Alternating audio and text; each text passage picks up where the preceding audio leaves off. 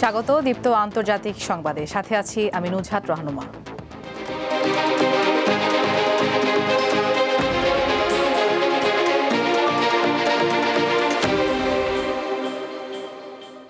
অভিবাসন প্রত্যাশী ২৬ বাংলাদেশিকে নিয়ে লিবিয়া উপকূলে একটি নৌকা ডুবে গেছে। এখন পর্যন্ত ৪ জনের মরদেহ উদ্ধার করা হয়েছে।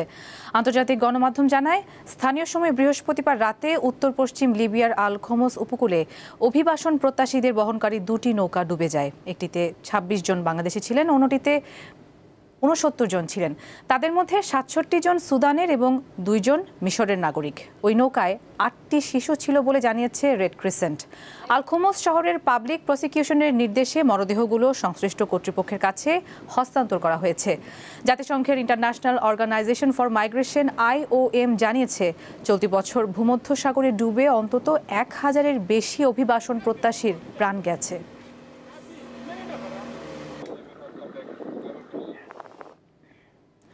যুক্তরাজ্যে স্থায়ীভাবে বসবাসের জন্য আবেদন করতে এখন ২০ বছর পর্যন্ত অপেক্ষা করতে হবে। দেশটির স্বরাষ্ট্রমন্ত্রী শাবানা মাহমুদ এই পরিকল্পনা ঘোষণা করবেন বলে জানা গেছে। আশ্রয় প্রার্থীদের সংখ্যা কমাতে এই শর্ত আরোপ করা হচ্ছে। নতুন পরিকল্পনা অনুযায়ী আশ্রয়প্রাপ্তদের শুধু অস্থায়ীভাবে যুক্তরাজ্যে থাকতে দেওয়া হবে। তাদের শরণার্থীর মর্যাদা নিয়মিত পর্যালোচনা করা হবে। যারা নিজ দেশে নিরাপদ বলে বিবেচিত হবে তাদের ফিরিয়ে দেওয়া হবে। এবছর এখন পর্যন্ত ৩৯,০০০-এর বেশি শরণার্থী ইংলিশ চ্যানেল পাড়ি দিয়ে অবৈধভাবে যুক্তরাজ্যে প্রবেশ করেছে।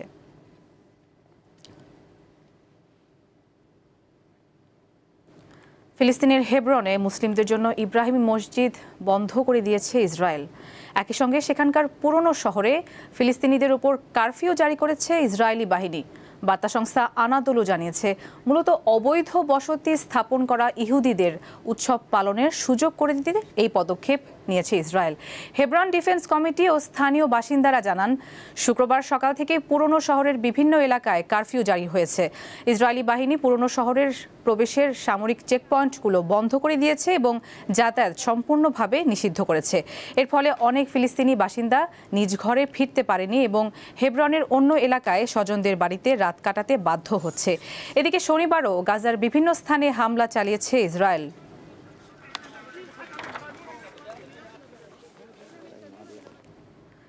ভেনেজুয়েলার বিরুদ্ধে সম্ভাব্য পদক্ষেপ সম্পর্কে সিদ্ধান্ত নিয়েছেন যুক্তরাষ্ট্রের প্রেসিডেন্ট ডোনাল্ড ট্রাম্প। তবে এ বিষয়ে সাংবাদিকদের কাছে বিস্তারিত কিছু জানাতে অস্বীকৃতি জানিয়েছেন তিনি।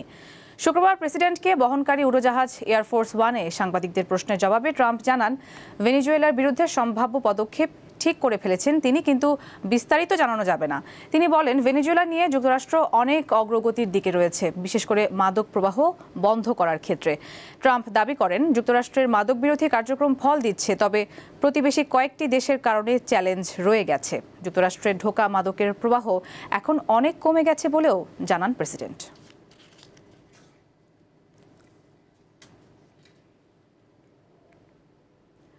মেক্সিকোতে অনলাইন প্ল্যাটফর্মে শুরু হওয়া জেনজি আন্দোলন কয়েকদিনের ব্যবধানে ৫০টির বেশি শহরে ছড়িয়ে পড়েছে। ক্রমবর্ধমান অপরাধ, দুর্নীতি ও দায়মুক্তির বিরুদ্ধে স্থানীয় সময় শনিবার মেক্সিকো জুড়ে হাজারো মানুষ বিক্ষোভে অংশ নেয়। চলতি মাসের শুরুর দিকে দুর্নীতি বিরোধী এক মেয়রকে প্রকাশ্যে গুলি করে হত্যা করা হয়। মূলত এই ঘটনাকে কেন্দ্র করেই বিক্ষোভ শুরু হয়। সামাজিক যোগাযোগ মাধ্যমে শুরু হওয়া বিক্ষোভ দ্রুতই দেশ জুড়ে ছড়িয়ে পড়ে। শনিবার বিভিন্ন বয়সের মানুষ রাস্তায় নেমে বিক্ষোভ করে। বিক্ষোভকারীদের মধ্যে বিরোধী দলের লোকজনও রয়েছে। মেক্সিকো সিটিতে একদল বিক্ষোভকারী দেশটির প্রেসিডেন্ট বাসভবন ঘিরে ব্যারিকেড ভেঙে ফেলে। এ সময় পুলিশের সাথে তাদের সংঘর্ষ হয়।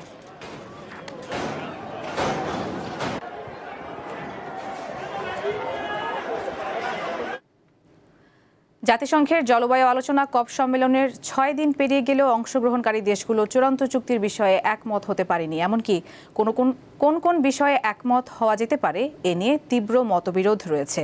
গত সোমবার থেকে শুরু হওয়া সম্মেলন শেষে সবাই একমত হয়ে কোনো ধরনের চুক্তি আদৌ সম্ভব কিনা তা নিয়েও সন্দেহ দেখা দিয়েছে।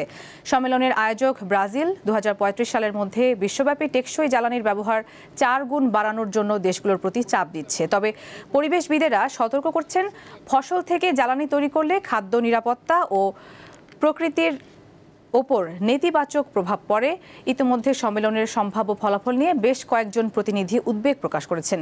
এদিকে সম্মেলনের বাইরে শুরু হয়েছে বিক্ষোভ।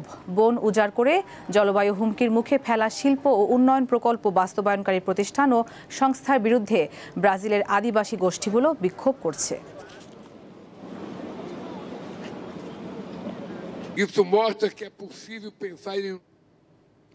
হাজার হাজার প্রাণহানির পর অবশেষে মধ্য আফ্রিকার গণতান্ত্রিক কঙ্গো প্রজাতন্ত্র ও M23 বিদ্রোহী গোষ্ঠীর মধ্যে শান্তি চুক্তি স্বাক্ষরিত হয়েছে।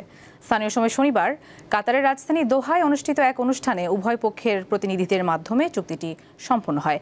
বার্তা সংস্থা রয়টার্স জানিয়েছে, যুক্তরাষ্ট্র ও কাতারের মধ্যস্থতায় এই শান্তি চুক্তির খসড়া স্বাক্ষরিত হলেও চূড়ান্ত বাস্তবায়নের জন্য এখনও অনেক পদক্ষেপ বাকি রয়েছে। মার্কিন ও কাতারি কর্মকর্তারা এই খসড়াকে শান্তির পথে গুরুত্বপূর্ণ ধাপ হিসেবে বর্ণনা করলেও সামনে আরও বহু পথ অতিক্রম করতে হবে বলে তারা জানিয়েছেন। মধ্যপ্রাচ্যে নিযুক্ত যুক্তরাষ্ট্রের শীর্ষদূত মাসাদ বুলুস বলেন, খসড়াটি 8টি প্রটোকলে সাজানো হয়েছে, যার মধ্যে 6টির বাস্তবায়ন ব্যবস্থা নিয়ে এখনও কাজ বাকি আছে। কঙ্গোতে চলমান সংঘাতে কেবল চলতি বছরেই হাজার হাজার মানুষ নিহত ও কয়েক লাখ বাস্তুচ্যুত হয়েছেন। তবে চুক্তি স্বাক্ষরের মধ্যেও কঙ্গোর বিভিন্ন এলাকায় সহিংসতা থামেনি। নর্থ কিভু প্রদেশে IS সমর্থিত জঙ্গিদের হামলায় শুক্রবার 28 জন নিহত হয়েছেন। দীর্ঘ ৩৫ বছর পর মিয়ানমার থাইল্যান্ড সীমান্তের কৌশলগত মডং শহর নিজেদের দখলে নিয়েছে জান্তা বিরোধী মিয়ানমারের কারেন বিদ্রোহীরা। শুক্রবার তারা শহরটি পুনরুদ্ধার করে বলে জানিয়েছে মিয়ানমারের গণমাধ্যম ইরাবতী। বিদ্রোহীদের মতে শুক্রবার কারেন ন্যাশনাল ইউনিয়ন KNUর সশস্ত্র শাখা এবং তাদের মিত্ররা মডং শহরটি পুনরুদ্ধার করেছে। মডং একসময় KNUর মাইক জেলার সদর দপ্তর ছিল। 1990 সালে এটি জান্তার দখলে চলে যায়। 4 দিন আগে শহরটি দখলে অভিযানের নামে KNLA ও তাদের মিত্ররা।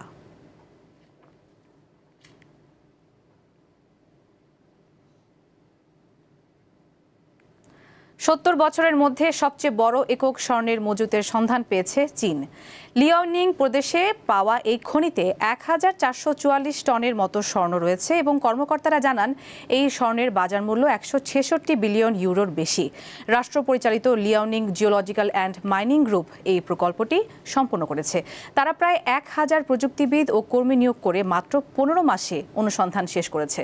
তবে কর্তৃপক্ষ স্থানটির নির্দিষ্ট অবস্থান জানায়নি, শুধু বলা হয়েছে এটি লিয়াওনিং প্রদেশের পূর্ব অংশে অবস্থিত।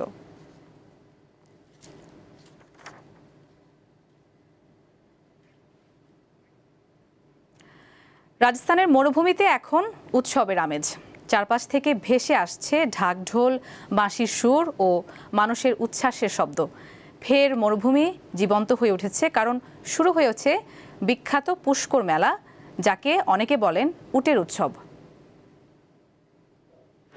একটা উটের গায়ে ঝুলছে রঙিন কাপড়, আরেকটার গায়ে ঘণ্টা, মুক্তোর মালা আর পিঠে আঁকা বিভিন্ন জটিল নকশা। প্রতি বছর এই সময়ে ভারতের রাজস্থানের ছোট শহর পুষ্কার যেন বদলে যায় এক প্রাণচঞ্চল মেলায়। শুরুটা সাধারণ গবাদি পশুর বাজার হিসেবে হলেও বর্তমানে এটি বিশ্বের অন্যতম বড় প্রাণী মেলা হিসেবে পরিচিত হয়ে উঠেছে। প্রতি বছর এই মেলায় অংশ নেয় অন্তত 50,000 উট। প্রতিযোগিতার আকর্ষণগুলোর মধ্যে আছে উটের সৌন্দর্য প্রতিযোগিতা, যেখানে অংশগ্রহণকারীরা তাদের উটদের উজ্জ্বল আর ঝলমলে পোশাকে সাজিয়ে হাজির করেন। কেউ আবার উটকে দিয়ে নানা কসরত দেখান। অনেক উট মালিক মাসের পর মাস ধরে এই সাজসজ্জার প্রস্তুতি নেন। আমরা তো শুধু উট দেখতে এসেছিলাম, তবে এভাবে ওদের সাজানো আর নাচ দেখাটা একেবারে অবিশ্বাস্য লেগেছে। আমরা মুগ্ধ। মেলায় শুধু উটই নয়, আছে লোকসঙ্গীত, নাচ, স্থানীয় খাবার আর হস্তশিল্পের দোকানও। সন্ধ্যা নামলে পুষ্কার হ্রদের চারপাশ আলোকিত হয়, বেজে ওঠে লোকগানের সুর। Decorating Camel last 38 years. আমি গত 38 বছর ধরে উট সাজাচ্ছি। 6 বার প্রতিযোগিতায় জিতেছি। এবার অংশ নিয়েছি শুধু প্রদর্শনের জন্য। মেলা চলবে 10 নভেম্বর পর্যন্ত। দেশি বিদেশি পর্যটক থেকে শুরু করে ফটোগ্রাফার আর পশুপ্রেমীদের পদচারণায় মুখর হয়ে উঠেছে পুরো এলাকা। লুৎফা ফৌজিয়া, দীপ্ত, বার্তাকক্ষ। দর্শক, শেষ করছি দীপ্ত আন্তর্জাতিক সংবাদ। আমাদের পরবর্তী সংবাদ বিকেল 5টায় দীপ্ত জেলা সংবাদ দেখার আমন্ত্রণ। এতক্ষণ সাথে থাকার জন্য সবাইকে ধন্যবাদ।